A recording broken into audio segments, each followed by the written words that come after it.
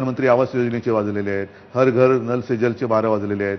तर ह्या सगळ्या गोष्टी खोट्या ठरल्या. त्याच्यामुळे लोकांना कळते खोटं कोण बोलतोय, मी कशाला बोलू. पण जो मी परत तेच बोलतोय, ते बोलतात की बंद दाराआड मी चर्चा करत नाही, मी अशा प्रकारे चर्चा करत नाही.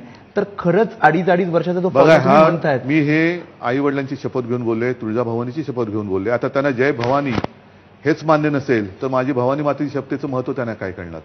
तर ते सोडून द्या. त्यांनी केलेल्या, माझं काय म्हणणं आहे, ठीक आहे आता आपण लढतो ना एकमेकाशी.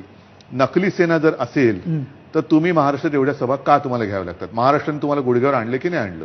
तुमचं म्हणणं आहे की घाबरतायत महाविकास आघाडी. गुडघे टेकलेत महाराष्ट्र येऊन त्यांनी. ही महाराष्ट्राची ताकद आहे, ही महाराष्ट्राची ताकद आहे, माझी नाही. त्यांना गुडघे टेकायला लावलेत महाराष्ट्राने आणि रोज खोटं बोलतायत. म्हणजे एकदा मला बालासाहेब की संतान वगैरे ते म्हणतात, मी काय त्यांना मदत करेन. दुसऱ्या दिवशी नकली संतान बोलतात.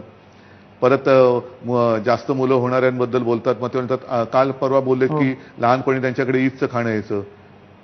मग जर ते मीठ खाल्लं असेल तर मिठाला जागा त्या.